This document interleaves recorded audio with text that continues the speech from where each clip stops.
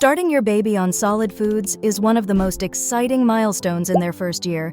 It's a time when they move beyond milk or formula and start exploring the world of flavors, textures, and mealtime routines.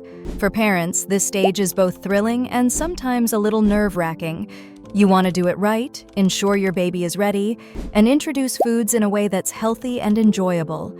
Don't worry, this is an adventure you and your baby will navigate together. The first step is knowing whether your baby is ready to start solid foods. Babies develop at their own pace, so the timing can vary from one child to another. However, there are some CL8 signs your baby is ready for solid foods and how to start your signs that show when a baby is ready.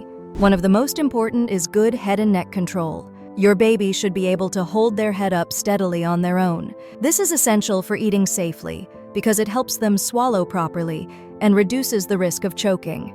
Another readiness sign is when your baby no longer has the tongue thrust reflex. This is a reflex that newborns have to help them breastfeed or drink from a bottle. It causes them to push food or other objects out of their mouth with their tongue. As they get older, this reflex fades, which means they're better able to move food to the back of their mouth and swallow it. You might also notice that your baby becomes more curious about food. They might start watching you closely while you eat, tracking your fork or spoon with their eyes, and even reaching out for your food. This curiosity is a wonderful sign that they're ready to try new things. Some babies will even open their mouths when you offer food, as if to say, "Okay, I'm ready. Let me taste that." Growth is another important factor to consider. If your baby has doubled their birth weight and is at least 4 months old, they may be ready to start solids. Some doctors recommend waiting until 6 months, as this allows their digestive system more time to mature. Always check with your pediatrician to make sure your baby is ready. Coordination plays a big role too.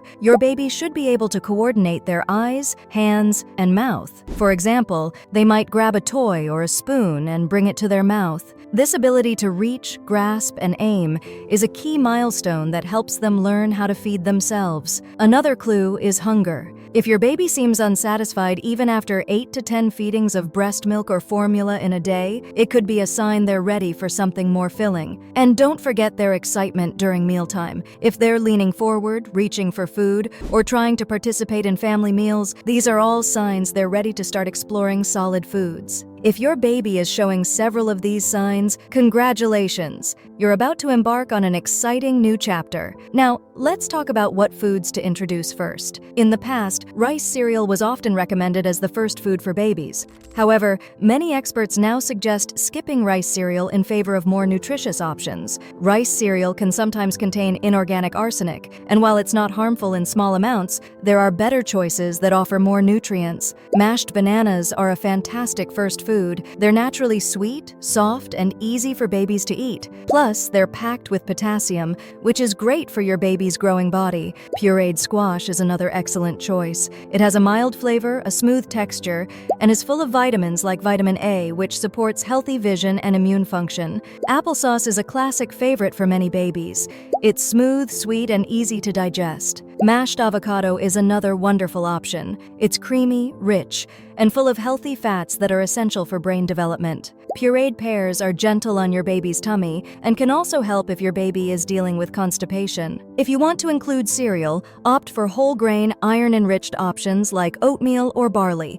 These cereals provide important nutrients like iron, which supports your baby's brain development and overall growth. When it comes to introducing these foods, there are 2 common methods, and both are equally good. The first is the traditional spoon-feeding method. With this approach, you prepare pureed foods and use a spoon to offer small amounts to your baby. Start with just a teaspoon or 2 and gradually increase the amount as your baby gets used to eating. The second method is called baby-led weaning.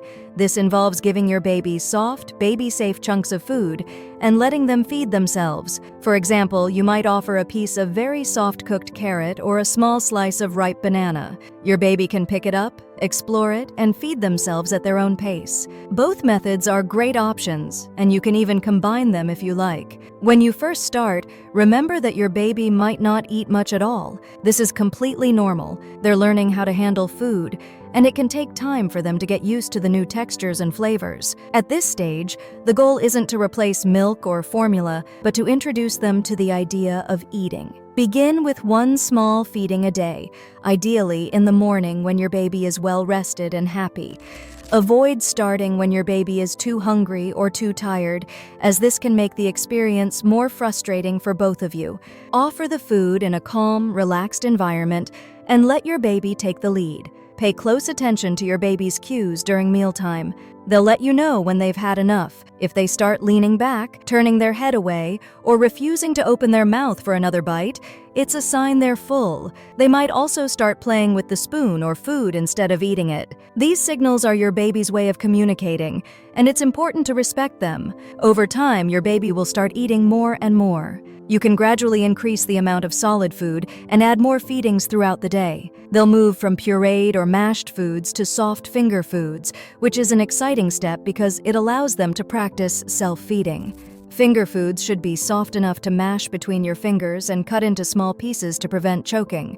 Good options include small pieces of ripe banana, cooked sweet potato, or scrambled eggs. Always supervise your baby while they're eating to ensure their safety. As your baby becomes more comfortable with eating, you can introduce a variety of flavors and textures. This helps them develop a broad palate and makes mealtime more interesting. Offer a mix of fruits, vegetables, grains, and proteins to ensure they're getting a balanced diet. Starting solids is about more than just nutrition. It's also a chance to bond with your baby and create positive mealtime habits. Make the experience enjoyable by sitting down together as a family and letting your baby explore at their own pace. Celebrate their milestones, whether it's trying a new food, taking their first bite, or finishing their first meal. This journey is full of surprises, and every baby is different. Some take to solids right away, while others need more time to adjust. Be patient, keep trying, and most importantly, have fun. You're helping your baby discover the joy of food and laying the foundation for healthy eating habits that will last a lifetime.